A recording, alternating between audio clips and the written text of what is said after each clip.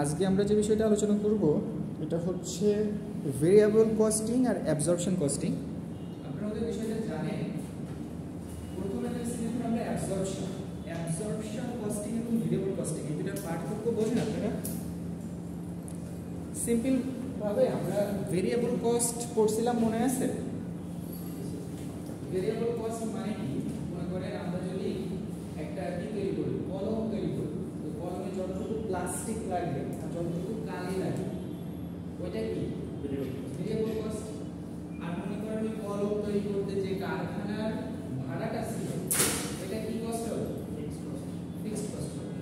তো কিছু কিছু ব্যবসা প্রতিষ্ঠান করে কি, তারা যখন পণ্যের মূল্য নির্ধারণ করে তখন শুধু পণ্য ক্লোজিং স্টক বা স্টক প্রাইস থেকে শুধু ভেরিয়েবল কস্ট হিসাব করে। ওই যে মনে করেন ফিক্সড ওভারহেড যেটা ছিল, ঠিক আছে, মনে করেন ওখানে কিছু ওভারহেড ছিল, আমরা ধরি কারখানা ভাড়া তো মনে করেন এটা অপারেটিং এক্সপেন্স হিসেবে চলে যাচ্ছে। আমরা যদি মনে করেন যে আরেকটা কিছু ধরি, এটা কেমন হয়, আমাদের ওভারহেডের ভিতরে একটা আছে না যে ফোরম্যান এক্সপেন্সেস। ফোরম্যান মানে বুঝেন? ফোরম্যান মানে হলো মনে করেন প্রত্যেকে কাজ করতেছে কিনা এটা তদারকি করে, যে আসলে একজন কাজ না করে ঘুমাচ্ছে কিনা। এখন ও কি সরাসরি কাজ করে? যদি সরাসরি কাজ করে বা ও কিন্তু সরাসরি প্রোডাক্টকে অ্যাসেম্বল করতেছে, তো ওই যে মনে করেন ফোরম্যানের যে বেতনটা, ওই বেতনটা কি হবে, বা ওই যে ওয়েজেসটা ওটা কি হবে? ওভারহেড। এবং দেখবেন ওটা কিন্তু ওর যে বেতনটা ওটা কিন্তু আমরা ফিক্সড পোরশন ভাবেই। তো এই যে ফিক্সড ওভারহেড যেটা আছে এটা কিছু কিছু ব্যবসা প্রতিষ্ঠান করে কি আপনার ওই পণ্যের ভিতরে ধরে না। তো যারা কি করে ফিক্সড ফ্যাক্টরি ওভারহেড যেটা আছে, বুঝতে পারছেন? এখানে কাহিনী হচ্ছে এইটাই যে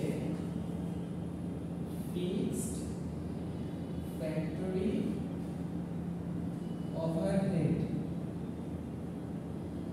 ঠিক আছে? এই ফ্যাক্টরি ওভারহেড এর সহজ বাংলা কি বলেন তো কেউ?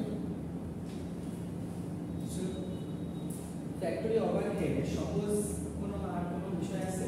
কথাটা একটু বুঝতে কষ্ট লাগে না? আর একটু সহজ ভাবে কোনো কথা আছে যে ওয়ার্ডটা বোঝানো যায়? সেটা হলো ফিক্সড ইনডিরেক্ট কস্ট আছে না, বা ফিক্সড ইনডিরেক্ট এক্সপেন্সেস যেগুলো আছে এগুলো কি হবে বলেন তো? Factory overhead. এটা জিনিস মনে রাখবেন, ফ্যাক্টরি ওভারহেড ফ্যাক্টরি কথাটার সাথে যখন আসতেছে তখন দেখবেন এই কথাগুলো কিন্তু ইনডিরেক্টে চলে যাবে। ফ্যাক্টরি মানে কি? ইনডিরেক্ট মানে ফ্যাক্টরি বলতে ফ্যাক্টরি কস্টটা আছে, ফ্যাক্টরির ভিতরে কিন্তু ডিরেক্ট ইনডিরেক্ট দুই টাইপের। ফ্যাক্টরির ভেতরে তো প্রোডাক্টটা তৈরি করি, ওর ভেতরে তো সব কিছু আসতেছে। মানে এখানে সবসময় ওভারহেড কথাটার আগে কিন্তু দেখবেন ফ্যাক্টরি কথাটা ব্যবহার করবেন। এই কথাটা সবসময় কি করবেন? টার্গেট করবেন। ওভারহেড মানে কি? ইনডিরেক্ট। মনে থাকবে তো?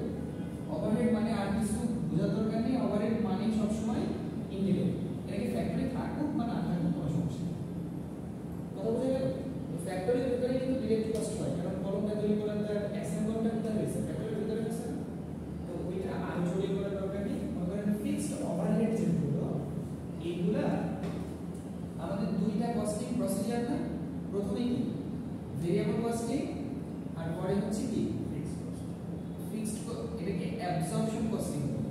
অ্যাবজর্পশন কস্টিং বা ফুল কস্টিং। বুঝে গেল? আমাদের এই যে বিষয়টা আছে এই বিষয়টা হলো মূল জিনিস। যেমন আমরা একটা আমাদের হচ্ছে ফিক্সড ওভারহেড যেগুলো এইগুলা যখন আসবে, ঠিক আছে, এটা ফুল কস্টিং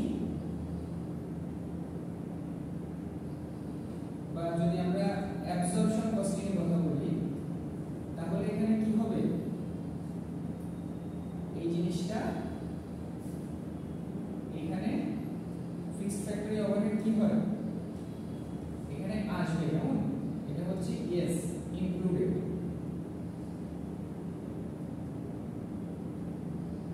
আর যদি কি হয় ভেরিয়েবল কস্টিং হয় তাহলে কি হবে?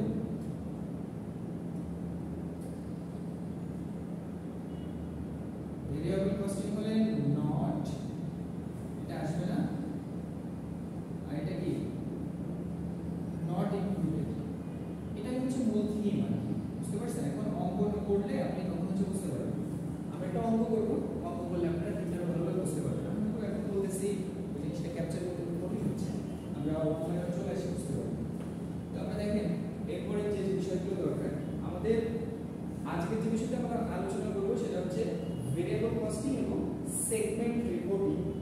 রিপোর্টিং মানে তো বোঝেন, রিপোর্টিং মানে কি বলুন তো? আমরা রিপোর্ট করি না সাধারণত আমাদের অ্যাকচুয়াল পারফরম্যান্স কোনটা, আমাদের এক্সপেক্টেড পারফরম্যান্স কোনটা, এটা সাধারণত সবকিছু জেনে বুঝে আমরা কি তৈরি করি, একটা রিপোর্ট তৈরি করি। তো এটাই হচ্ছে সেগমেন্ট রিপোর্টিং এবং ফর টুলস ফর ম্যানেজমেন্ট। মানে বলেন তো ম্যানেজমেন্ট আমরা বলি, ম্যানেজমেন্ট মানে কি বোঝেন তো? ম্যানেজমেন্ট মানে হচ্ছে সবসময় কমপ্লেক্সিটির সাথে কাজ করা। কমপ্লেক্সিটি মানে বোঝেন, সবসময় দেখবেন জটিল পরিস্থিতিটাকে কিভাবে সহজ করা যায়, এটা হচ্ছে ম্যানেজমেন্টের কাজ। আমাদের লার্নিং অবজেক্টিভস আছে কিছু, দেখুন এক নম্বরে হচ্ছে ভেরিয়েবল কস্টিং এবং অ্যাবজর্পশন কস্টিং কিভাবে ডিফার করে, এই দুটোকে আমরা প্রথমে খুঁজে বের করব। এবং unit product cost under each method, দুই মেথডে আমরা ইউনিট প্রোডাক্ট কস্ট বের করব। ইউনিট প্রোডাক্ট কস্ট মানে তো বোঝেন, মানে এক ইউনিটের কতটুকু খরচ হয়েছে সেটা। তারপরে হচ্ছে ইনকাম স্টেটমেন্ট তৈরি করব দুটো পদ্ধতিতেই। তারপরে হচ্ছে দুইটা পদ্ধতিতে কিভাবে রিকনসাইল করা যায়। রিকনসাইল মানে তো বোঝেন, দুইটাকে সমন্বয় করা যায়, দুইটাকে সমান করা যায়, দুইটাকে বন্ধু করা যায়। বন্ধু করে না আপনারা যে বন্ধু সংখ্যা চেনেন, বন্ধু সংখ্যা আপনার এটা হচ্ছে কি যে কার উপপাদ্য ছিল না একটা সমকোণী ত্রিভুজের পিথাগোরাস, পিথাগোরাসের একটা সংখ্যা আছে যে বন্ধু সংখ্যা। তো মনে করেন একটা সংখ্যার ভিতরে যতগুলো আপনার ফ্যাক্টরস আছে বা গুণিতক আছে, গুণনীয়ক আছে, গুণনীয়কগুলো সমষ্টি যদি কোনো সংখ্যা সমান হয়, মানে দুইজনের ভেতরকার গুণনীয়কের সমষ্টি একে অপরের সমান, ওগুলোকে বন্ধু সংখ্যা বলা যায়। ওটা বোঝার দরকার নেই। এখানে রিকনসাইল মানে কি দেখেন, রিকনসাইল মানে হচ্ছে দুইটা জিনিসকে আবার সমান করা, যে দুইটা জিনিস যা আছে সেটাকে সমান করতে হবে। এইভাবে আমরা যখন কি করবো সেটা রিকনসাইল স্টেটমেন্ট তৈরি করব। এখানে একটা জিনিস দেখেন, আমরা একটা ছক আঁকছি, এখানে একেবারে নিচে দেখুন 1 2 3 4, প্রথম রোর 4 নাম্বার বিষয়টা ফিক্সড ম্যানুফ্যাকচারিং ওভারহেড দেখতে পাচ্ছেন। কাহিনী হচ্ছে এটা, আর কোনো কাহিনী নেই। এটা দেখেন আমাদের যখন অ্যাবজর্পশন কস্টিং আর নিচে দেখেন ভেরিয়েবল কস্টিং এর দুইটা লাইন আসছে দেখছেন, এটা অ্যাবজর্পশন কস্টিং এর সময় কিন্তু এটা ওয়ার্কিং প্রসেসে যাবে, বাট ভেরিয়েবল কস্টিং এর সময় এটা পিরিয়ড কস্ট হিসেবে ইনক্লুডেড হবে। কিভাবে হবে না হবে এটা আমরা অঙ্ক করতে করি তখন বুঝতে পারবো, এখন দেখলে বুঝতে পারবো। ঠিক আছে, আমরা এবার ম্যাথে চলে আসি। আপনারা বই কিনছিলেন, আমরা যে বইটা কিনতে বলছি বইটা আছে, আর কেউ কিনছিলেন? ভেরিয়েবল এন্ড অ্যাবজর্পশন কস্টিং, আচ্ছা পিডিএফ থাকুক আর যাই থাকুক, ফোন আছে সবার?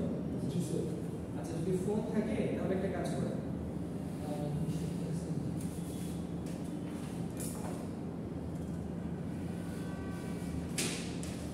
ওইটা নিয়ে এই পেজটা ছবি তুলে নেন সবাই,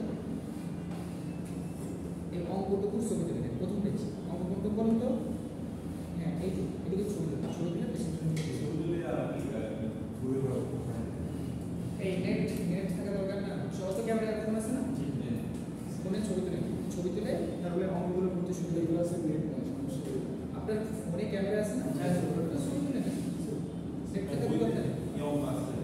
হ্যাঁ আচ্ছা, ভেরিয়েবল আর অ্যাবজর্পশন কস্টিং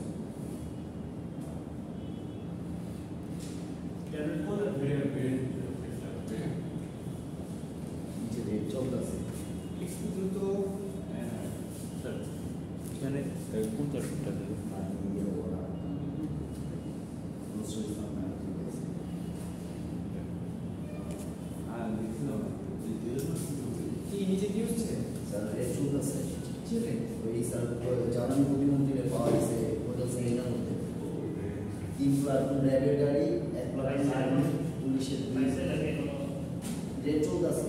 ও আচ্ছা, মানে সংবাদের ভিত্তিতে কত ডলার আর স্যার টাকা সহকারে পাওয়া গেছে। আমরা ক্লাসে এখন ক্লাসে আলোচনা করি, ক্লাস শেষে আমরা মূলত হচ্ছে আপনারা এই ছবিটা তুলে নেন।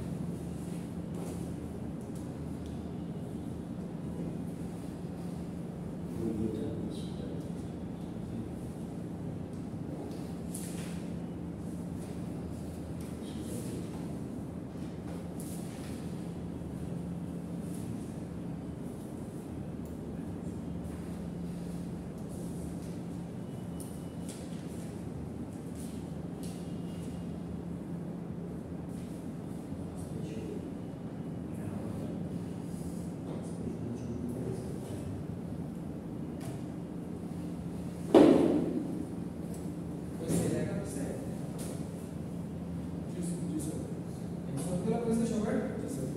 আচ্ছা অঙ্কটা পড়েন তো আসলে অঙ্কটা কি বলেছে, এই অঙ্কতে কি বলা হয়েছে?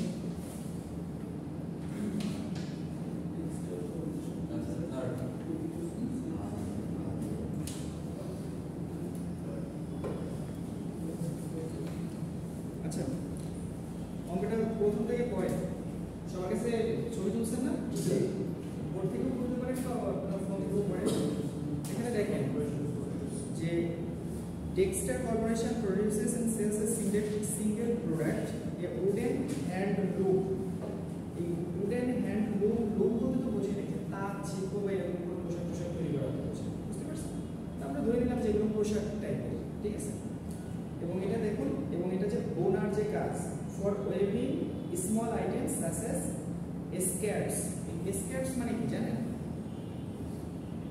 স্কার্টস বলতে সাধারণত বোঝা যায় যে ছোট কাপড়, একটা টাইপ কিছু।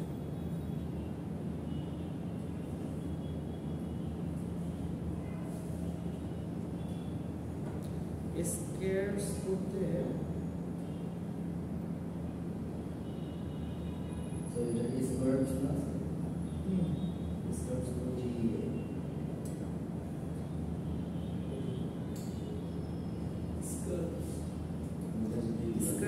স্ক্রাফ আছে না, স্ক্রাফের প্লুরাল ফর্ম আছে স্কার্টস। স্ক্রাফ বলতে আমরা ওই যে আপনার কি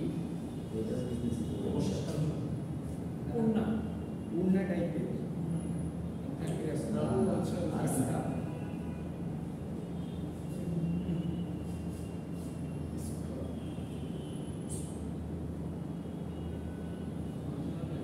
যে সাধারণত কি করে যে চুলে স্ক্রাব করে না, স্ক্রাব দেখছেন না, এই টাইপের চুল ভরা ওরকম স্ক্রাব বলতে এই যে কি বোঝায় যে মাথায় যেটা দেয় এটাকে বলে না, কোনটাকে বলে?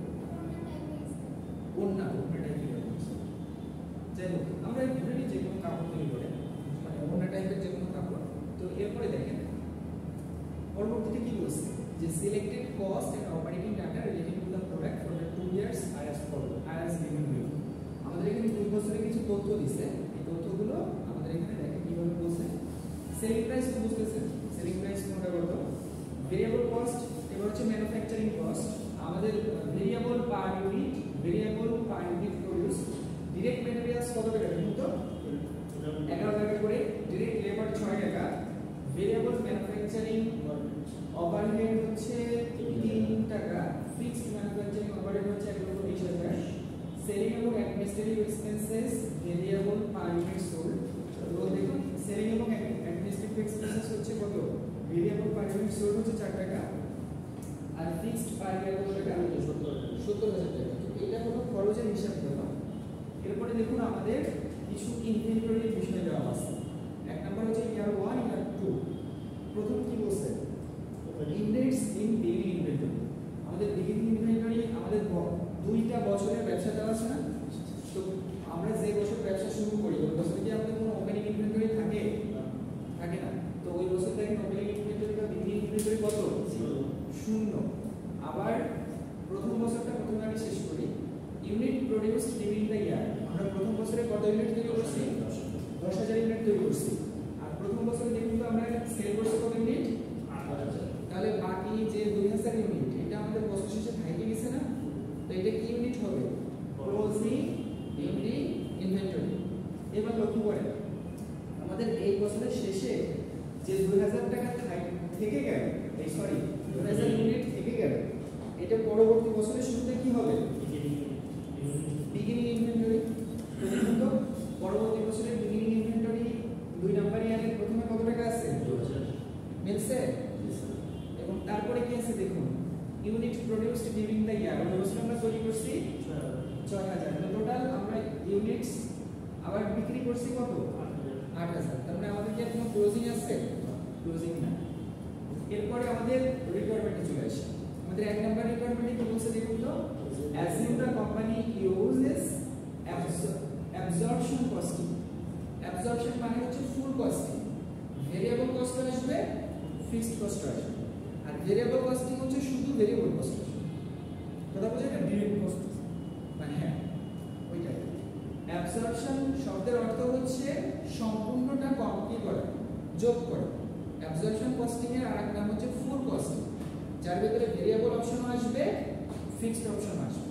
আর ভেরিয়েবল কস্টিং মানে কি, শুধু ভেরিয়েবল পোরশন যেটা আছে ডিরেক্ট ওই অংশটুকু আসবে, মনে থাকবে?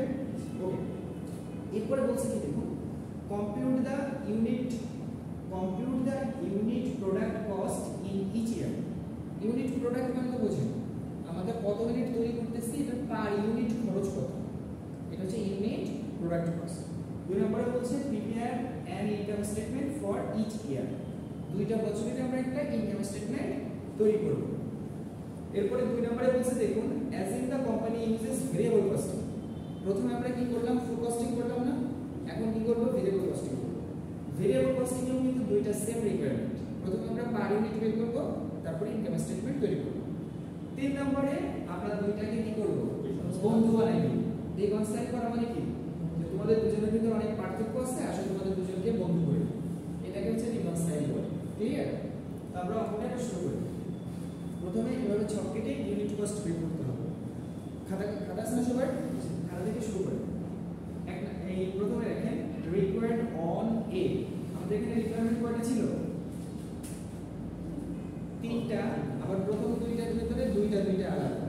তো রিকোয়ারমেন্টের জন্য আমরা কি লিখব, রিকোয়ার্ড অন এ। সবার উপরে এটা ভালো করে লিখে নেন, লিখে তারপরে কিছু অঙ্ক শুরু করেন।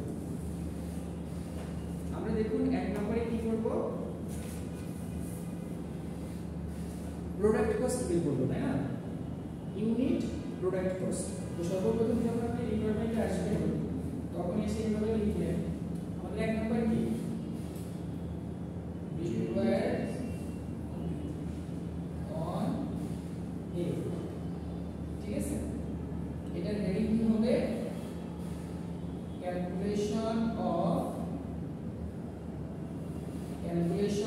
Of unit product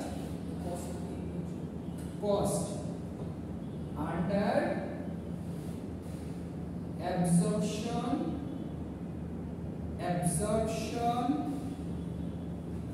or full costing। বুঝা গেল? এরকম করে এটা নিচে সুন্দর করে একটা দাগ দিবেন হেডিং টাইটেল হিসেবে, দেন আপনি অঙ্ক চলে আসবেন। এখন দেখেন,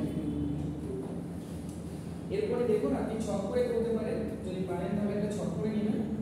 এরকম একটা ছক করে আপনি এখানে দুইটা বছর যেহেতু পরপর দুইটা, তাহলে এখানে বছর 2 রাখেন, এখানে বছর বক্সের ভিতরে রাখতে পারেন, সমস্যা নেই, বক্সের ভিতরে রাখতে থাকেন। আর এরপরে হচ্ছে কি, এখানে পার্টিকুলারস দিবেন বা ডিটেইলস দিবেন বা টাইটেলস, যা খুশি তাই লিখেন। ঠিক আছে, এখানে প্রোডাক্ট ইউনিট প্রোডাক্ট কস্ট, এখানে আছে কি ইয়ার 1, এখানে আছে ইয়ার 2, সেভাবে দিয়ে শুরু করেন। আর এটা যদি আপনি উপরে বক্সের ভিতরে রাখতে চান তাহলে রাখেন, সমস্যা নেই। তো প্রথমে দেখুন কি কি আছে, আমাদের অঙ্কে তথ্যগুলো দেওয়া রয়েছে না, তাহলে বসান তো। আমাদের এখানে তো অ্যাবজর্পশন কস্টিং এর কোনো কিছু বাদ যাবে না, তাহলে সবকিছু ইনক্লুড করতে থাকেন, দেখেন কত আসে per unit cost, product cost.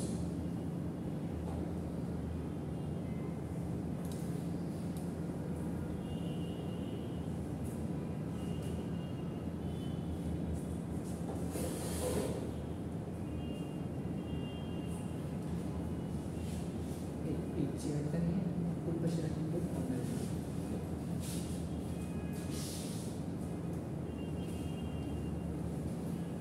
শব্দ কম করে রাখুন।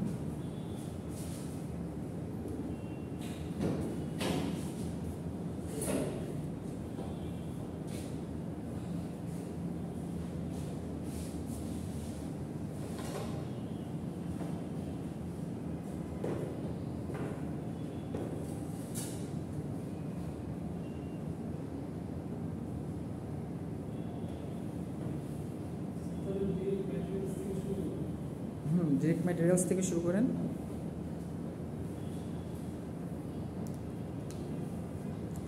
কত হয় দেখেন তো, দ্রুত ছক করে দ্রুত দেখেন। আমাদের অঙ্কে যদি আমরা যাই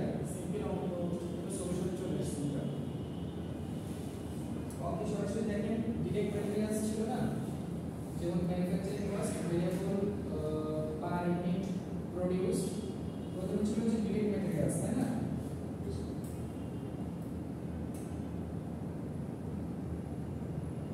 ডিরেক্ট ম্যাটেরিয়ালস হচ্ছে কত টাকা? কত? 11 টাকা। আমরা ডলার উপর টাকা সাইন যেগুলো একটা কিছু দিলেই হবে, ঠিক আছে? আর যদি কোনো সাইন না দেন তাহলে কিন্তু এটা কনস্ট্যান্ট। তো আপনারা যখন অ্যামাউন্টগুলো লিখবেন, অ্যামাউন্টটাকে মনে করেন সবগুলো না দিতে পারলেও এখানে দেখবেন যখনই কিন্তু অ্যামাউন্ট লিখছে তখনই কিন্তু দেখবেন সাইন ব্যবহার করছে, ঠিক আছে? আপনারা সবসময় কিন্তু অ্যামাউন্ট লিখে সাইন ব্যবহার করার চেষ্টা সাইন ব্যবহার করবেন। এরপরে দেখুন direct labour,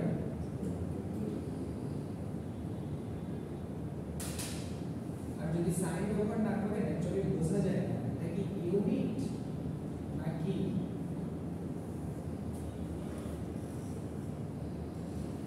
variable manufacturing overhead.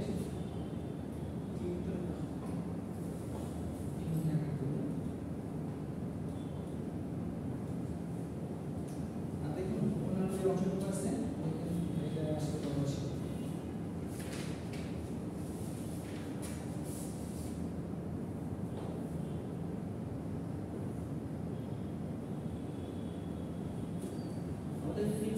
Fixed manufacturing overhead ছিল না, আমাদের ফুল কস্টিং বা অ্যাবজর্পশন কস্টিং আমরা কি জানি সকল খরচ আসবে না, সকল খরচ যদি আসে তাহলে দেখুন আমাদের ফিক্সড ম্যানুফ্যাকচারিং ওভারহেড কত টাকা ছিল? 1,20,000। তো 1,20,000 যদি ফিক্সড ম্যানুফ্যাকচারিং ওভারহেড হয় তাহলে আমরা কি করব? এটা পার ইউনিট কিভাবে বের করব বলতো? ভাগ করব কিসের সাথে? 1,20,000 ওইটা 1,20,000 ইউনিট প্রোডিউস, রাইট? তাহলে আমরা এখন লিখব যে ফিক্সড ম্যানুফ্যাকচারিং ওভারহেড, তাই না? ফিক্সড ম্যানুফ্যাকচারিং ওভারহেড এক্ষেত্রে প্রথমে কত আসবে? 1,20,000। প্রথম বছর আমরা কত ইউনিট তৈরি করছিলাম? 10,000 ইউনিট না? তো 10,000 ইউনিটকে ভাগ দেব প্রথম বছরে আর দ্বিতীয় বছরেও 1,20,000, কিন্তু এখানে আমরা তৈরি করছিলাম কত ইউনিট? 6,000 ইউনিট। 6,000 ইউনিট।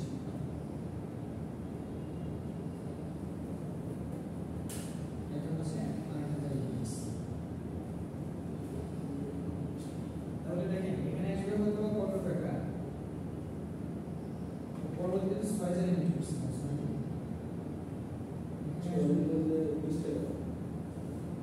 আর 20। তাহলে দেখুন তো আমাদের product cost under absorption costing কত আসে?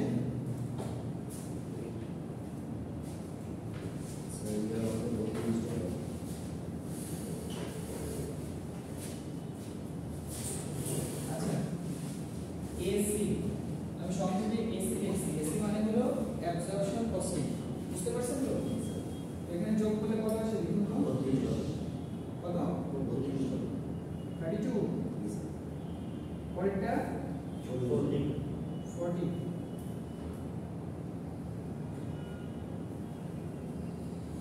হইছে? তার মানে আমরা product cost under absorption costing এটা বের করে ফেলতে পারছি, ক্লিয়ার? এখন তাহলে কি করতে হবে? এক নাম্বার ডিপার্টমেন্টের এক নাম্বার হয়েছে না? এটা আমাদের এক নাম্বার ডিপার্টমেন্টে দেখুন যখন আমরা এই পার্থক্যটা সৃষ্টি হচ্ছে কিন্তু বা সৃষ্টি করবে কিন্তু ফিক্সড ম্যানুফ্যাকচারিং ওভারহেড। আপনারা এখানে একটা স্টার মান দিয়ে রাখেন যে এই ভদ্রলোকই শুধু সবকিছু উল্টাপাল্টা করবে। ফিক্সড ম্যানুফ্যাকচারিং ওভারহেড বোঝা গেল? মানে ফিক্সড ম্যানুফ্যাকচারিং ওভারহেড মানে কি? ফিক্সড ইনডিরেক্ট কস্ট যেগুলো আছে বা এক্সপেন্সেস যেগুলো আছে সেগুলো আছে। এরপর হলো আমাদের 2 নাম্বার ডিপার্টমেন্ট কি ছিল? 2 নাম্বার ডিপার্টমেন্ট ছিল prepare an income statement for each year. দুইটা বছরের জন্য আমরা একটা ইনকাম স্টেটমেন্ট তৈরি করব, বুঝতে পেরেছেন? তারপরে ইনকাম স্টেটমেন্টে ঘর করে বছরের জায়গায় দুইটা বছর বের করব, ব্যাস আমরা এরকম ভাবে ইনকাম স্টেটমেন্ট তৈরি করব। তো সর্বপ্রথম ইনকাম স্টেটমেন্ট তৈরি করার জন্য আমাদের কি হবে? সেলস আনতে হবে না? তো এরকম করে একটা ছক করে শো করে আমি একবার ছক দিয়ে সেট শো করব সেট শো সেম হ্যাঁ সেট শো করলে হবে সমস্যা এখন আমাদের এক নাম্বার রিকোয়ারমেন্টে বি হবে তাই না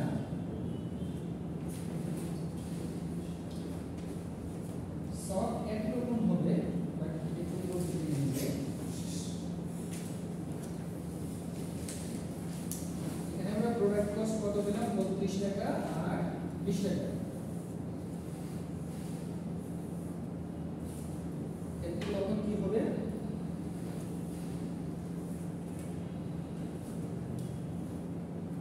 আমাদের এখানে তখন বলা হবে মূলত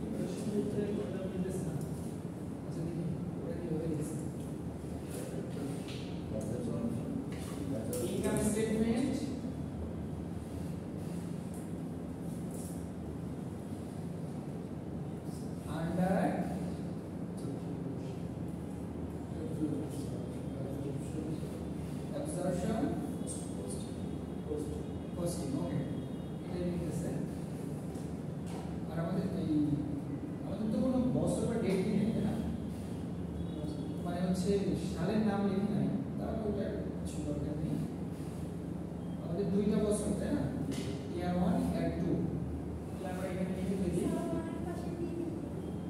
ইয়ার 1 ইয়ার 2 এবার কি বললেন বুঝি না না রিকোয়ারমেন্ট ফর বি ও রিকোয়ারমেন্ট হ্যাঁ রিকোয়ারমেন্ট অনেক পরে এখানে বি দিয়ে দেন ঠিক আছে এখন পার্টিকুলারস দিয়ে সর্বপ্রথম ইনকাম স্টেটমেন্টে কি আসবে বলুন তো সেলস রেভিনিউ তাই না এখন কত ইউনিট কত টাকা বিক্রি হয়েছে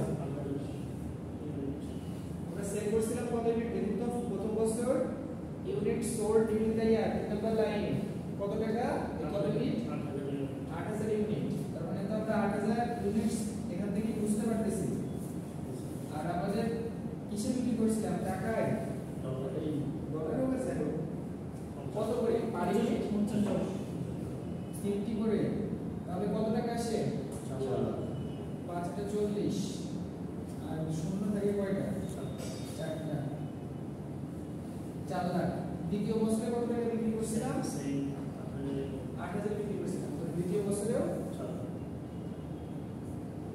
4 লক্ষ টাকা এরপর আমরা কি করব less cost of goods sold cost of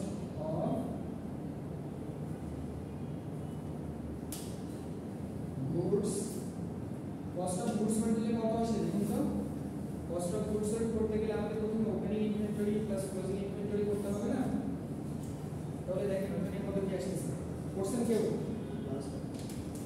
cost of goods sold এ দেখেন আমাদের ওপেনিং ইনভেন্টরি ছিল কিছু সেকেন্ড ইয়ার ছিল cost of goods sold এর ক্ষেত্রে opening inventory plus closing inventory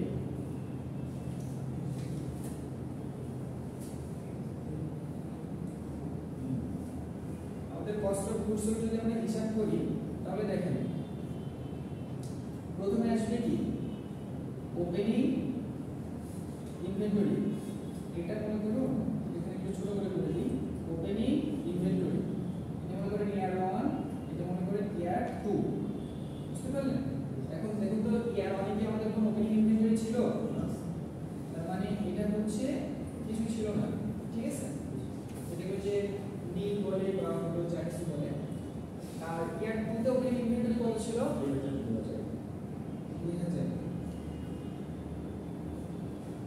এরপরে একটা জিনিস লক্ষ্য করেন আমাদের এগুলো তো কস্ট এটা তো ইউনিট আমাদের কস্ট হিসাব করতে হবে না কারণ আমরা বের করতেছি কি কস্ট তো এই 2000 ইউনিটের দাম কত করে হবে বলেন তো selling price into product price কত করে আসছিল? এটা হচ্ছে 32 টাকা, 40 টাকা। তাহলে প্রথম বছরে কত টাকা করে আসবে? 32 টাকা, 32 টাকা। এখন একটা জিনিস লক্ষ্য করে আমাদের জন্য নাই। প্রথম বছরের যে ওপেনিং ইনভেন্টরি এই আচ্ছা এক একটা বছর করে যায় তাই না? আমরা জানি না। প্রথম বছরে কি আমাদের কোনো ওপেনিং ইনভেন্টরি ছিল? ছিল না। প্রোডাকশন কত ছিল? 10,000 10,000 ইউনিট কত টাকা? 32 টাকা। প্রথম বছরে আমাদের প্রোডাক্ট কস্ট ছিল 32 টাকা পার ইউনিট। তাহলে কত হয়? 3,20,000 এর সাথে আর লেস ক্লোজিং ইনভেন্টরি কত? 2,000 ইউনিট না? তাহলে 2,000 এটা আচ্ছা কিছু কিছু হয়ে গেছে ক্লিয়ার করে দিই আমি বুঝতে পারলাম।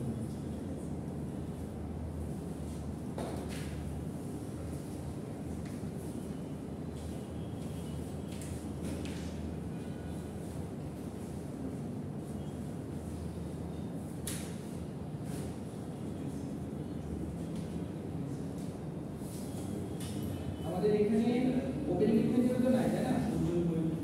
এবার হচ্ছে প্রোডাকশন। প্রোডাকশন হচ্ছে কত? 10,000 গুণ 32 তাহলে কত? 3,20,000 আর এর সাথে ক্লোজিং ইনভেন্টরি কত? 2,000 আর এর সাথে গুণ হবে কত? তাহলে এখানে কত আসে? 64,000। তাহলে এখানে দেখুন তো এই ব্যালেন্স কত আসে? 2,56,000। তাহলে প্রথম বছরের কস্ট অফ গুডস সোল্ড কত আসছে? 2,56,000। এখন এটা যদি লক্ষ্য করেন তো এই যে ক্লোজিং ইনভেন্টরিটা না এটা পরবর্তী বছরে চলে যাবে না? তাহলে এখানে কত টাকা করে ছিল? তার মানে এটা কি 32 টাকা হবে নাকি 40 টাকা হবে? 32 টাকা। এটা কিন্তু ঘুরতে বলতে তাহলে এখন এখানে আমরা কত টাকা গুণ করব? তাহলে কত টাকা হবে? আর এর সাথে আমাদের প্রোডাকশন কত ছিল? 6,000। কত? 6,000। তো 6,000 এর সাথে আমরা গুণ করব কত? 40। তাহলে কত হয়? 440। এবার তাহলে যদি এটা হয় ক্লোজিং ইনভেন্টরি নাই। বিয়োগ তো দুইটা যোগ করলে কত আসে? 3,04,000। 3,04,000 এর সাথে এবার হবে less closing inventory. Closing inventory কিছু ছিল? তাহলে 3,04,000 বুঝে গেল? ক্যালকুলেশনটা বুঝতে পারছেন তো? তাহলে কস্ট অফ গুডস সোল্ড 4 লক্ষ টাকার নিচে ইয়ার অনে কত আসবে? এখানে দেখেন ইয়ার অন এই যে ইয়ার 2 ইয়ার অনে কত ছিল? 2,56,000। তাহলে এখানে লিখেন 2,56,000 আর ইয়ার 2 তে কত? 3,04,000 ক্লিয়ার? তো কস্ট অফ গুডস সোল্ড যদি আমরা বাদ দিই তাহলে আমরা কি পাই? গ্রস প্রফিট পাই না? তাহলে এবার বিয়োগ করে দেখেন তো গ্রস প্রফিট কত আসে?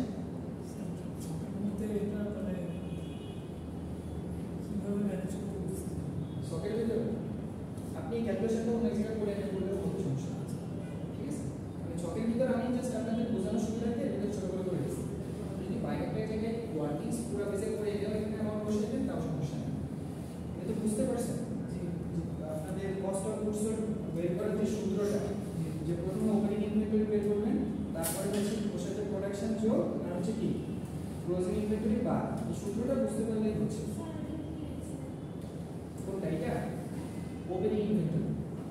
আর এটা ওয়াই ওয়ান মানে হচ্ছে ইয়ার ওয়ান, আর ওয়াই টু মানে হচ্ছে ইয়ার টু।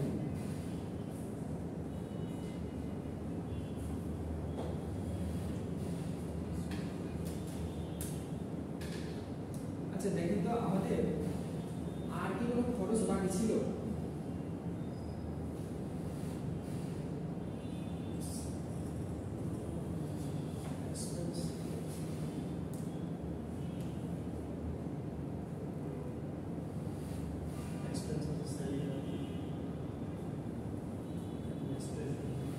এই পর্যন্ত করুন তারপর আসতেছে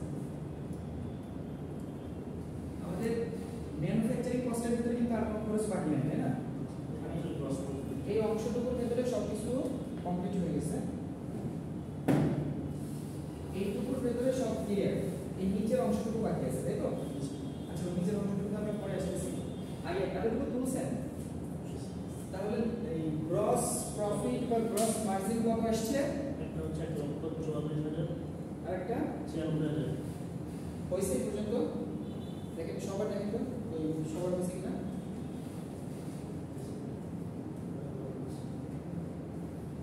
এই আপনারা লেট করছেন কেন আজকে আবার?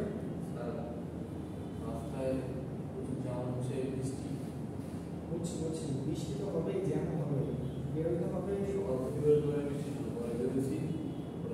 আগে থেকে বেরোতে হবে, বুঝছেন? লেট করলে সমস্যা নেই। আচ্ছা, গ্রস মার্জিন কত? 1,44,000 টাকা। দুইটা দেখছেন? তার মানে আমাদের গ্রস প্রফিট বা গ্রস মার্জিন ইয়ার ওয়ানে কত আসছে? 1,44,000। আর ইয়ার টুতে 96,000। গ্রস মার্জিন মানে তো বুঝতে পারছেন।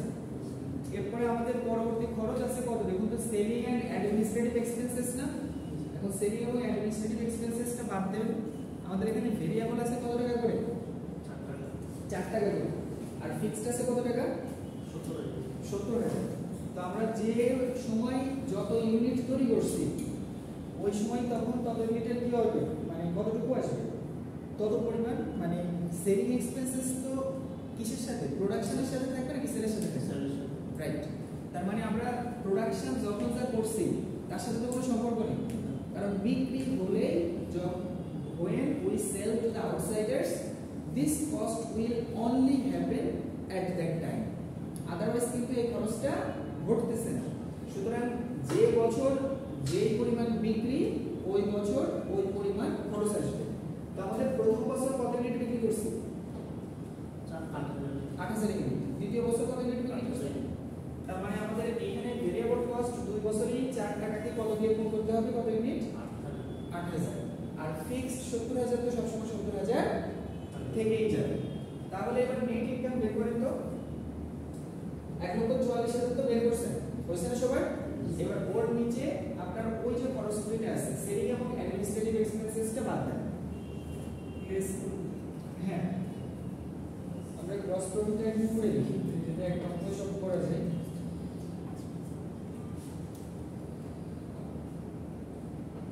এখানে selling and as administrative expenses, এখানে একটা জিনিস লক্ষ্য করেন, এখানে আমাদের প্রথম কত? 70,000 ফিক্সড না? আর এর সাথে যোগ হবে কত? 8,000 গুণ কত?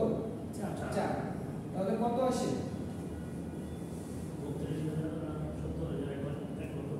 2,000। তাহলে দুইটা থেকে 1,02,000 টাকা বাদ দেন। 1,02,000। আবার এটাও 1,02,000। দেখুন টোটাল কত টাকা আসে। এটাই হলো নেট প্রফিট বা নেট অপারেটিং ইনকাম, যেটা আমরা বলি। মাইনাস আসলে লস। আমরা এর পাশে নেট ইনকাম হেডিং দিই, এই পাশে কত আসে? 42,000 না? 24,000। 42। এদিকে 42 আর এদিকে আসছে কত? 6,000। লস হয়ে গেল, তাই না? এই পর্যন্ত বুঝে গেছেন? অঙ্ক প্র্যাকটিস করতে হবে, বুঝছেন? অঙ্ক আসলে প্র্যাকটিস করার কোনো বিকল্প নেই। এখানে কোশ্চেন যদি এক্সাম আসে স্যার, এখানে ডিফিকাল্টিস কি থাকবে আর এক্সট্রা কিছু থাকবে না? এভাবে থাকবে এরকম থাকলে আমার চেঞ্জ থাকতে পারে বা খরচ বেশি থাকতে পারে। অনেক সময় দেখা যায় বিভিন্ন পরীক্ষায়, যেমন আমরা একবার পরীক্ষা দিচ্ছি, একটা কোশ্চেন চেঞ্জ করা হয়েছে, দেখা যাচ্ছে যে কোশ্চেন চেঞ্জ করার পরে নগদের যে অ্যামাউন্টটা, সেই অ্যামাউন্টটা নেগেটিভ আসছে। এখন নগদ কিভাবে নেগেটিভ আসে? তো ওই অবস্থায় তখন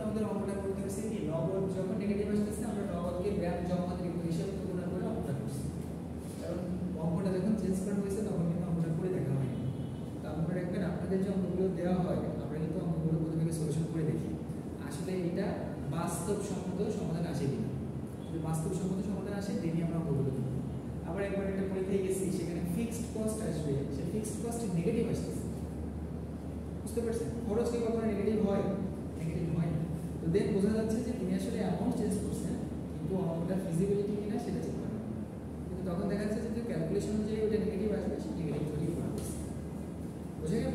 তো অঙ্ক যখন আপনারা এই পরীক্ষা পাবে অন্য কোথাও করবেন, এই সময় মাথায় রাখবেন আমাদের কিন্তু অঙ্ক চেঞ্জ করে বাইরে ভেতরে একবার করে দেখেন না অঙ্কর চেহারা কেমন আসবে। তো আপনাদের এখন যদি কোথাও কোনো সমস্যা পান, এটা মাথাটা নিয়ে করে অঙ্কটা শেষ পর্যন্ত করে আসবে। হয়েছে এ পর্যন্ত? তার মানে আমাদের 1 নাম্বার রিকোয়ারমেন্টে 2 নাম্বারটা তো চলে হয়ে গেল, তাই না? এরপরে কত নাম্বার? 2 নাম্বার রিকোয়ারমেন্টে চলে যাই। আমাদের এবার কি করতে হবে? Assume the company uses variable costing. আমরা এখন কি কস্টিং করছিলাম? Absorption costing. এখন ভেরিয়েবল কস্টিং এ করব। তাহলে এরকম একটা ছক কেটে ফেলেন, ছক কেটে রিকোয়ারমেন্ট লেখেন 2 এর a লিখে শুরু করেন। এই পর্যন্ত তো হয়েছে সবার, এটা হয়েছে না? ইনকাম। আচ্ছা, তাহলে আমরা 2 নম্বর অঙ্কে চলে যাই। 2 নম্বর রিকোয়ারমেন্টে চলে যাই।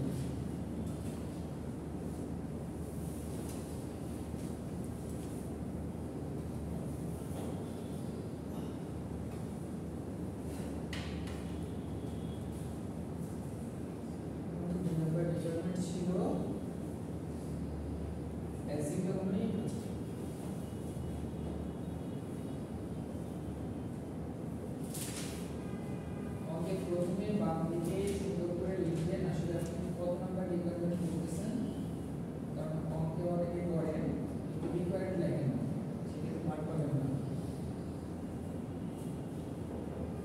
এটা কি ছিল? Unit product cost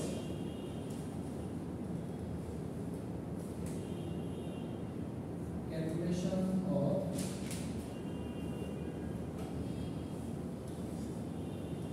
unit product cost under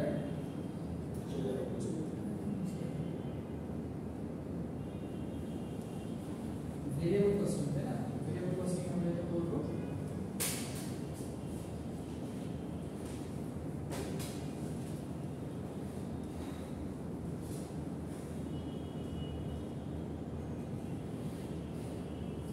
titles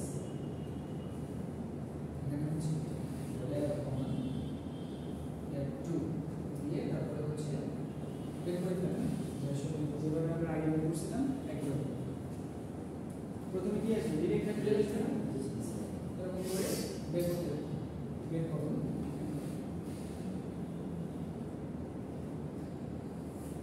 direct materials কত টাকা? 11 এভাবে বের করুন। এক্ষেত্রে কোনটা আসবে না বলেন তো? ফিক্সড ম্যানুফ্যাকচারিং ওভারহেড যে 1,20,000 টাকা আমরা ভাগ করে করছিলাম, এটা আসবে না। সেরকম করে করে ফেলুন। এটাই কিন্তু আমাদের মূল পার্থক্য, তাছাড়া কিন্তু আর কোনো পার্থক্য নেই। আমাদের পার্থক্য কোথায়? ফিক্সড ম্যানুফ্যাকচারিং ওভারহেড, যেটাকে আমরা বলি এফএমও, এটাই হচ্ছে সবসময় মাথায় রাখবেন। এফএম রেডিওর মতো।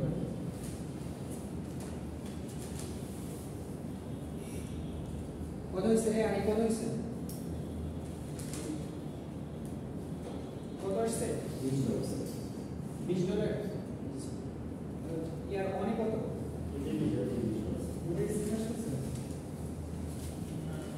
ও এটা তো প্রোডাকশন চেঞ্জ হয়, তাই না?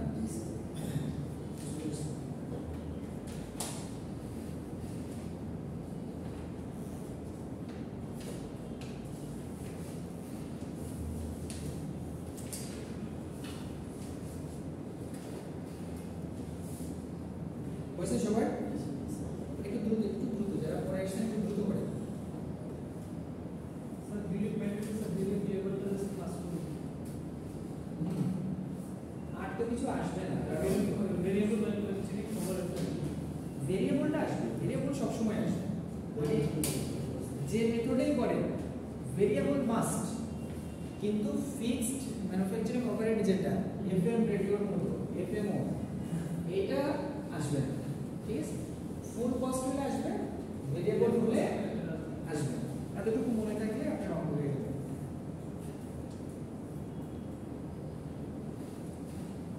আচ্ছা, তাহলে আমাদের এখানে কি ছিল? ডিরেক্ট ম্যাটেরিয়াল, ডিরেক্ট লেবার কত টাকা? $6 আর হচ্ছে ভেরিয়েবল ম্যানুফ্যাকচারিং ওভারহেড $3। তার মানে হচ্ছে আমাদের unit product cost under variable costing.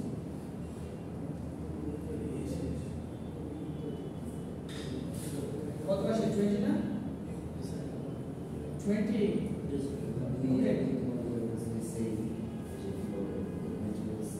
হয়েছে তোমরা তো?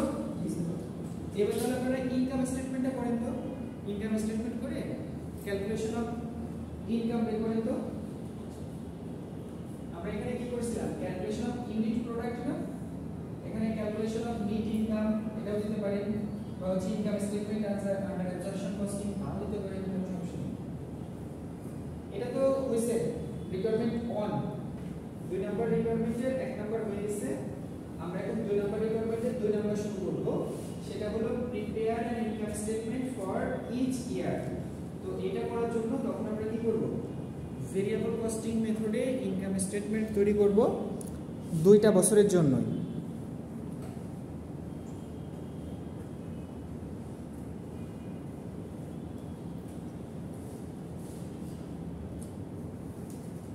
এখানে হচ্ছে ক্যালকুলেশন অফ নেট ইনকাম বলেন।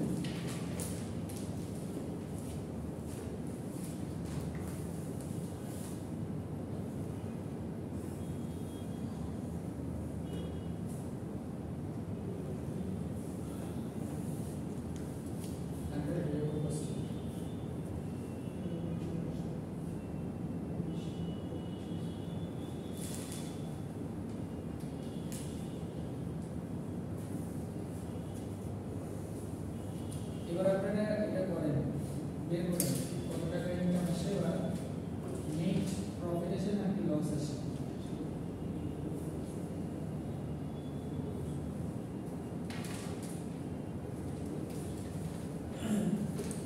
ইনকাম স্টেটমেন্ট করুন দ্রুত।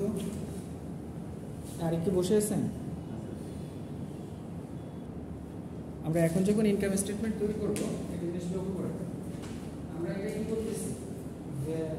অ্যাবজর্পশন কস্ট, ভেরিয়েবল কস্টিং করছি না? তো ভেরিয়েবল কস্টিং যখন করব তখন আমরা প্রথমে ভেরিয়েবল অংশটুকু বাদ দেব, তারপরে ফিক্সড অংশটুকু বাদ দেব। তো দেখুন আমাদের সেলস কত ছিল? 2 বছরই তো আমরা 8000 করে গুণ করে 8000 ইউনিট করে বিক্রি করছি না? কত টাকা? 50 না? 50। তার মানে হচ্ছে 4 লক্ষ টাকা। এর সাথে আমরা প্রথমে বাদ দেব হচ্ছে ভেরিয়েবল এক্সপেন্সেস বা ভেরিয়েবল কস্ট, যেগুলো সেগুলো। ভেরিয়েবল কস্ট দেখেন তো, এখন ভেরিয়েবল কস্টে আছে সর্বপ্রথম আমাদের কত আসবে? কস্ট অফ গুডস সোল্ড যেটা আছে সেটা আসবে না? তো কস্ট অফ গুডস সোল্ড আমাদের কত আসে? আচ্ছা ভেরিয়েবল তো হ্যাঁ দেখেন প্রথমে কত আসছে? 1,60,000 কে কিভাবে বের করছে? সেটা হলো প্রডিউস হচ্ছে 10,000। এটা হচ্ছে ভেরিয়েবল কস্ট। সর্বপ্রথম হচ্ছে কি? Cost of goods sold. প্রথমে হচ্ছে কি? ইয়ার অন, আর এটা হচ্ছে ইয়ার 2। তো প্রথমে দেখুন তো ওপেনিং ইনভেন্টরি আছে কোনো? আছে? নাই। প্রোডাকশন আছে 10,000। এই প্রোডিউসড যেটা কত? 10,000 তাই না? 10,000। আর কত ইউনিট করে দাম? 20 টাকা না? তাহলে কত আসে? 2 লক্ষ। আর তাহলে টোটাল কত আসে? 2 লক্ষ। এর সাথে ক্লোজিং ইনভেন্টরি বাদ যাবে না? ক্লোজিং ইনভেন্টরি কত? 2,000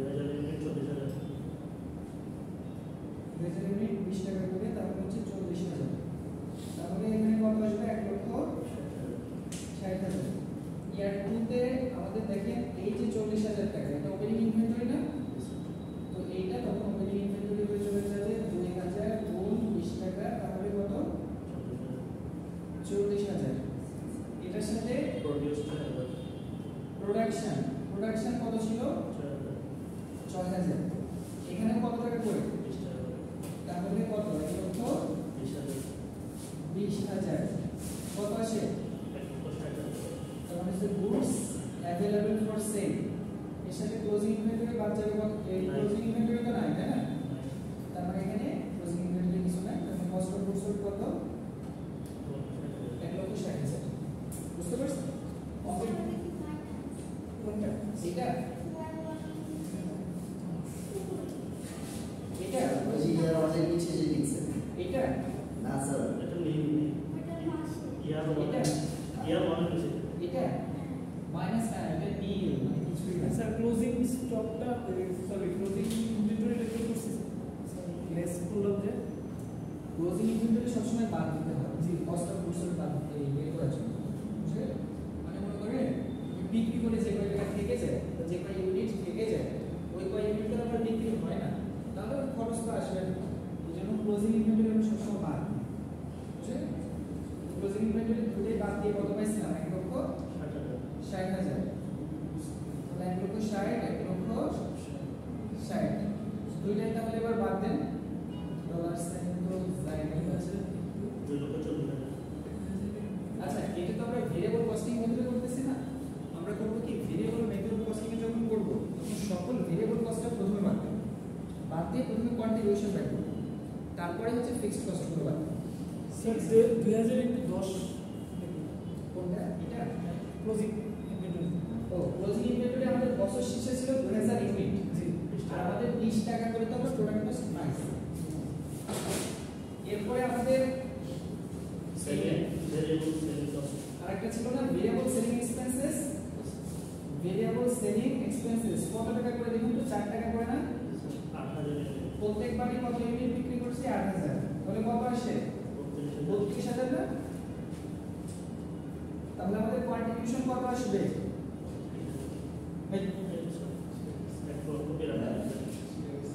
কন্ট্রিবিউশন মানে হলো সেলস মাইনাস ভেরিয়েবল কস্ট, তো এখানে আমাদের ভেরিয়েবল কস্ট এই দুইটা ছাড়া আর কোনো ভেরিয়েবল কস্ট আছে ওকে আছে নাই, তাহলে আমাদের কন্ট্রিবিউশন বের করলাম, প্রথমে কন্ট্রিবিউশন কত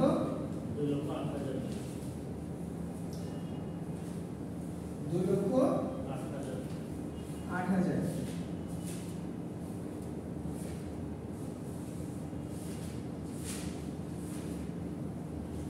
কন্ট্রিবিউশন হয়েছে না, এখন এই কন্ট্রিবিউশন থেকে এবার আমরা ফিক্সড কস্ট গুলো বাদ দেব, তো ফিক্সড কস্ট কি কি আছে আমাদের, আমাদের দুইটা ফিক্সড কস্ট না, কোনটা দেখুন তো, ফিক্সড ম্যানুফ্যাকচারিং ওভারহেড আর ফিক্সড সেলিং এক্সপেন্সেস, তো 2 বছরে বাদ যাবে কত 70 আর হচ্ছে কত টাকা মানে হয়তো 1,90,000 টাকা বাদ যাবে, তো এইটা থেকে আমাদের যদি আমরা ফিক্সড কস্ট গুলো বাদ দিয়ে দিই, একটু ছোট করে দিই তাহলে বুঝতে পারবেন।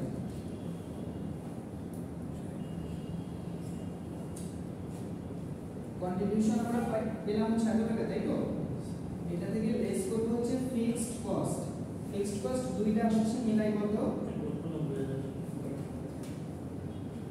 1,20,000 আর হচ্ছে 70,000 তাই না, তাহলে হচ্ছে 1,90,000, তার মানে হচ্ছে 1,90,000, এখানে 1,90,000, তো দুইটাকে বাদ দিলে আমাদের অ্যামাউন্ট কত থাকে দেখেন তো 18, তাহলে দুইটাতে প্রফিট আসছে কত হাজার 18,000,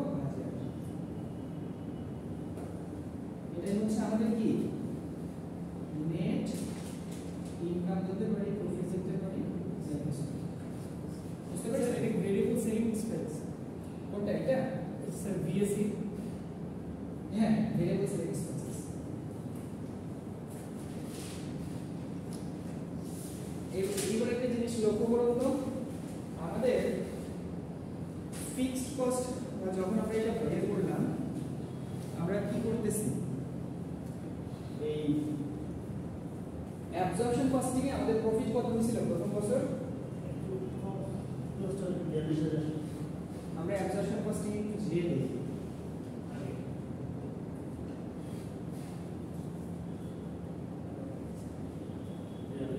এটা হচ্ছে আমাদের রিয়েল যে ফিগারটা আসছিল তাই না, সেটা অ্যাবজর্পশন কস্টিং এ আমাদের প্রফিট হচ্ছে প্রথম বছর 42000, দ্বিতীয় বছর 6000 লস। কিন্তু দেখেন তো আমাদের ভেরিয়েবল কস্টিং এ কিন্তু আমরা 2 বছরেই প্রফিট করে ফেলছি। এখন যদি মনে করেন অথরিটি বিভিন্ন ভাবে যদি মনে করেন এখানে শুভঙ্করের ফাঁকি দেখাইতে চায়, পারবে না?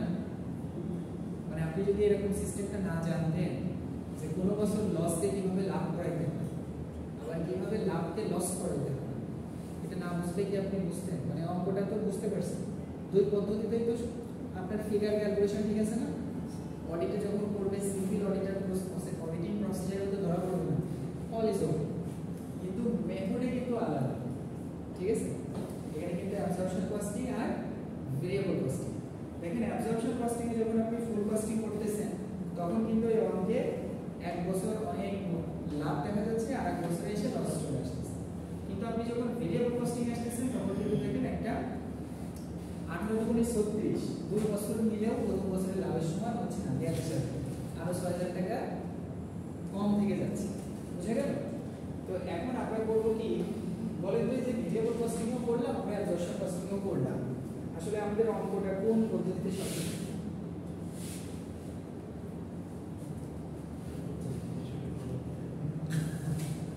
এই আরে কোন পদ্ধতিতে সঠিক?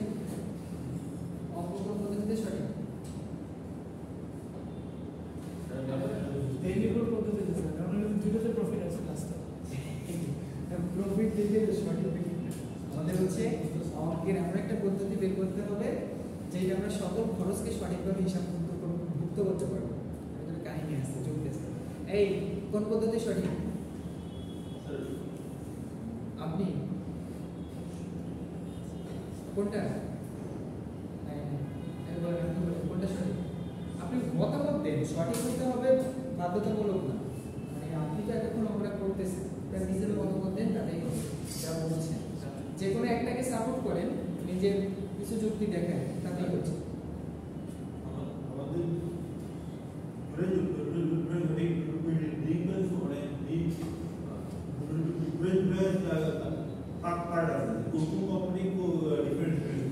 আচ্ছা যাই হোক, এই বলেন আপনি কিছু একটা যুক্তি দেখান। সঠিক হতে হবে তা না, আপনি এতক্ষণ যেটা আমি পড়ালাম এইটার উপর ভিত্তি করে একটা যুক্তি বললেই হলো। কোনটা সঠিক? মানে কোনটা একটু বেশি ভালো, কোনটা একটু কম ভালো, বলেন। এই মেসেজ বলেন না, প্রথমে তারপর আপনি ভেরিয়েবল কস্টিং কেন? ইনকাম ইনকাম দেখে না, এই তারপর আপনি বলেন। অ্যাবজর্পশন কস্টিং কারণ কারণ এখানে পরের বছর আমরা কম খরচ করা সত্ত্বেও আমাদের লস চলে যাবে। মানে সরি, প্রোডাকশন আমরা কম করছিলাম 6000 ইউনিট, আগেরটা 10,000 ইউনিট। 10,000 ইউনিট করা সত্ত্বেও যতটুকু কস্ট আছে 6000 ইউনিট করলে তার চেয়ে কম আসে। এই আপনি বলেন। এখানে একটু কনফিউজ স্যার, ফিক্স কোস্টে যে স্যার ফিক্স কোস্টে যে একটা 20,000 ক্লাস করছি, হ্যাঁ দুইটাকে যোগ করছি, 1,20,000 হচ্ছে 70,000 ছিল না? জি জি জি জি জি, ওই যে 1,20,000 70, ওটাকে যোগ করে একবারে বসে দিয়েছি, ঠিক আছে? শুনুন একটা জিনিস দেখেন, আমি একটু আপনাদেরকে এতক্ষণের তো আমরা একটা কনসেপ্ট বুঝতে পারছেন তাই না?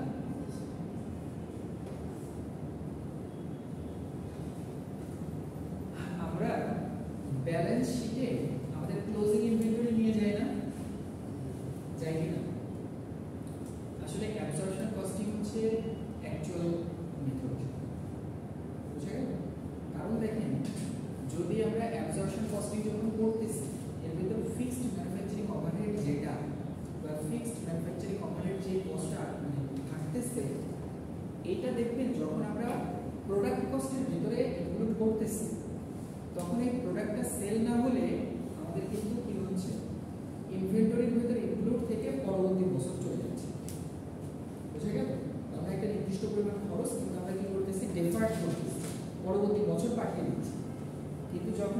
করতেছি, ভেরিয়েবল কস্টিং করতেছি, তখন কি হচ্ছে বলেন তো, আমাদের ওই যে ফিক্সড যে কি আছে ওভারহেডটা আছে না, এই ফিক্সড এই ম্যানুফ্যাকচারিং ওভারহেডটা কিন্তু আমরা ডিফার্ট করতেছি, যেই বছর থাকতেছে ওই বছরই দেখিয়ে দিচ্ছি। তো আমাদের মূল পদ্ধতিটা হলো ফিক্সড ম্যানুফ্যাকচারিং ওভারহেড যেটা থাকে এটা সাধারণত প্রোডাক্টের ভেতরে ইনক্লুড করাটা আসলে বেশি সহজ নয়, বুঝা গেল? কারণ কি, কারণ হচ্ছে আপনি যদি অ্যাকচুয়াল কস্টটা বের করতে যান, যেমন প্রোডাক্টের অ্যাকচুয়াল কস্টটা যদি আপনি বের করতে যান, তাহলে কিন্তু আপনার ওই ফিক্সড ম্যানুফ্যাকচারিং ওভারহেড যেটা সেটা আপনাকে প্রোডাক্টে চার্জ করতে হবে। কারণ ওই প্রোডাকশন না থাকলে ওই ফিক্সড ম্যানুফ্যাকচারিং ওভারহেড হয়তোবা থাকবে, হয়তোবা 5 দিন প্রোডাকশন বন্ধ না থাকলে তাকে খরচ দিতে হবে, বাট 5 মাস বন্ধ থাকলে তার আমি চাকরি থাকবে না, কথা বুঝতে পারবেন? এবং ওই খরচটা প্রোডাকশনের সাথেই জড়িত। এই জন্য অ্যাকচুয়াল বা রেশিওনাল বা যৌক্তিক বা সামঞ্জস্য বা মানে যৌক্তিক যেটা সেটা হচ্ছে এটাকে কস্ট বা প্রোডাক্টের ভিতরে চার্জ করা। আমরা সবসময় কি করব, যখন আপনাকে কি হবে আইএফআরএস যদি আপনি হিসাব করেন, তখন আইএফআরএস হিসাবে কোনটা আসবে, আপনি যদি যখন অডিট করতে যাবেন আপনার ওই মানে কোম্পানি কোন পদ্ধতিতে হিসাব করতে হবে, অ্যাবসর্পশন কস্টিং, কারণ এটা কিন্তু রিয়েল সিচুয়েশনটা আপনাকে ডেপিক্ট করবে, বুঝা গেল? তার মানে কিন্তু আমাদের প্রফিট দেখবেন অ্যাবসর্পশন কস্টিংয়ে কিন্তু আমাদের প্রথম বছর প্রফিট, পরের বছর লস হচ্ছে, কিন্তু অ্যাকচুয়ালি কিন্তু ওটাই হচ্ছে। কিন্তু আমরা ভেরিয়েবল কস্টিংয়ে নিলে কি হচ্ছে, পরের 2 বছরে সমান লাভ হচ্ছে। তারপরে আমাদের সঠিক পদ্ধতি কোনটা, অ্যাবসর্পশন কস্টিংটাই বেশি প্রিফার। এখন আপনি মনে করেন অনেক সময় কিন্তু শুভঙ্করের ফাঁকি শেষ নাই, এজন্য দেখবেন একই অঙ্ক কতভাবে করা যায় এবং সবটাই ক্যালকুলেশন পদ্ধতিভাবে ঠিক। কেউ যদি বলে যে আমরা এখন অঙ্ক করার কাজে আমরা ভেরিয়েবল কস্টিং পদ্ধতি ব্যবহার করছি, কিন্তু সেক্ষেত্রে কোনো কিছু যোগ করতে পারবেন না, বুঝতে পারছেন? কিন্তু আপনি যখন রিয়েল পিকচার হিসাব করবেন তখন কোনটা দিয়ে আসলে অ্যাকচুয়াল ফিগার বের করতে হবে, অ্যাবসর্পশন কস্টিং দিয়ে। কারণ পৃথিবীর যারা ভেরিয়েবল কস্টিং দেখে তাদের ব্যবসা প্রতিষ্ঠান সহজ করে রাখছে, তারা মেনলি ওই ভেরিয়েবল কস্টিংটা বাইরে টানায় রাখছে, ভেতরে ওরা অ্যাবসর্পশন কস্টিং দিয়ে হিসাব করে। বুঝা গেল? এই হচ্ছে সমস্যা। এরপরে আসে হচ্ছে আমরা রিকনসিলিয়েশন। রিকনসাইল মানে তো বোঝেন, মানে দুজনকে বন্ধু বানানো। এখন বড়কে বলেন অ্যাবসর্পশন কস্টিং, তাহলে বন্ধু কাকে বানাইতে হবে, ভেরিয়েবল কস্টিংকে অ্যাবসর্পশন কস্টিংকে বন্ধু বানাইতে হবে, কারণ বড়কে অ্যাবসর্পশন কস্টিং বা ফুল কস্টিং, আর ছোটকে ভেরিয়েবল কস্টিং মানে কি অর্ধেক কস্টিং। তাহলে এখন দেখুন আমরা এখানে কিন্তু একটা স্টেটমেন্ট করে এটাকে এটা করছি, মানে কনসাইল করছি। তো দেখুন আমরা প্রথমে করছি কি, the reconciliation of the variable and absorption costing net operating income as follows. প্রথমে আমরা এই যে 24,000 টাকা, দেখেন তো 24,000 টাকা আমরা কোন পদ্ধতিতে ডিফার্ট করছিলাম,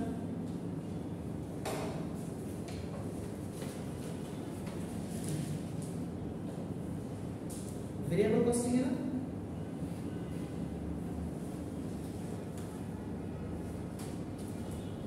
ইউনিট ইনভেন্টরি কত ছিল,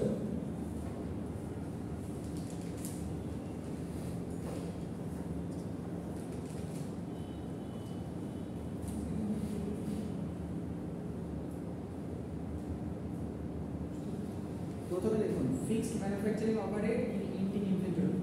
আমাদের ইন্ডিং ইনভেন্টরির ফিক্সড ম্যানুফ্যাকচারিং ওভারহেড কত টাকা, 24,000 টাকা না? এটা কিসের ক্ষেত্রে দেখেন তো,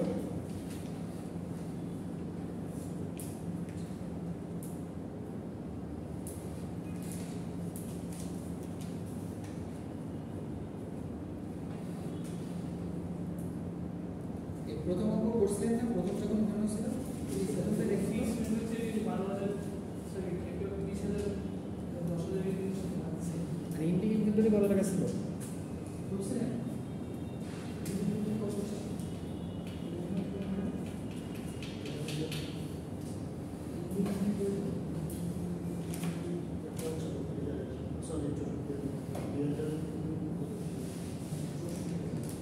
আরেকটা কত পরবর্তীটা,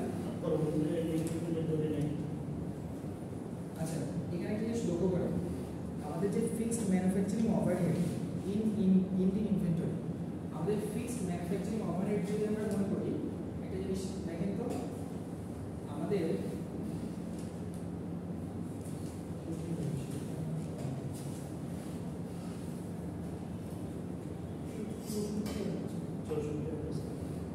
দেখেন এখানে আমাদের ফিক্সড ম্যানুফ্যাকচারিং ওভারহেড কত 1,20,000 টাকা না 1,20,000 টাকা কত ইউনিটের জন্য 10,000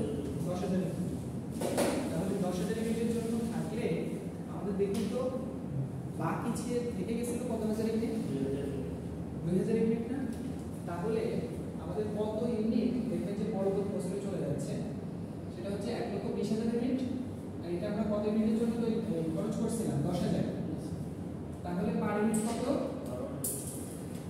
12 আর এর সাথে দেখুন তো আমাদের প্রথম বছরে ইউনিট 2,000 না তাহলে দুইটাকে গুণ করলে কত আসে 24,000 না এই 24,000 থেকে গেছে হ্যাঁ এই 24,000 টাকা নিয়েই ঝামেলা বুঝতে পারেন না এই 24,000 টাকা নিয়ে কিন্তু আমাদের ডিফারেন্ট আসছে সেটা হচ্ছে কি দেখেন এই 24,000 টাকা নিয়ে কিন্তু আমরা কি করছি ইন্ডিং ইনভেন্টরিটা এই পরিমাণটা ডিফারেন্ট হয়েছে এই কারণে দেখুন এটাকে দুই পাশে প্রথমে আনা হয়েছে এবং পরবর্তীতে এর সাথে অ্যাডজাস্ট করা হয়েছে আজকে যেহেতু আমাদের সময় শেষ আপনারা একটু বাসায় নিজেরা একটা দেখুন আর পরবর্তী ক্লাসে আমি এটা বুঝিয়ে দেবো এটা তেমন কিছু না আপনি দেখে একটু বুঝতে পারবেন কারণ এইটা তো ডিফারেন্ট করছি আমরা বুঝতে পেরেছেন তো যেটা যত সময় যেভাবে ডিফারেন্ট করছি পরবর্তীতে সেটা ওই 18,000 টাকার যে প্রফিট আছে ওটার সাথে অ্যাডজাস্ট করছি অ্যাডজাস্ট করলেই দেখুন আমাদের কিন্তু রিয়েল যে হিসাব সেই হিসাব চলে আসতেছে বুঝতে পারলেন কারণ আমরা প্রথমবার 24,000 টাকা কি করছি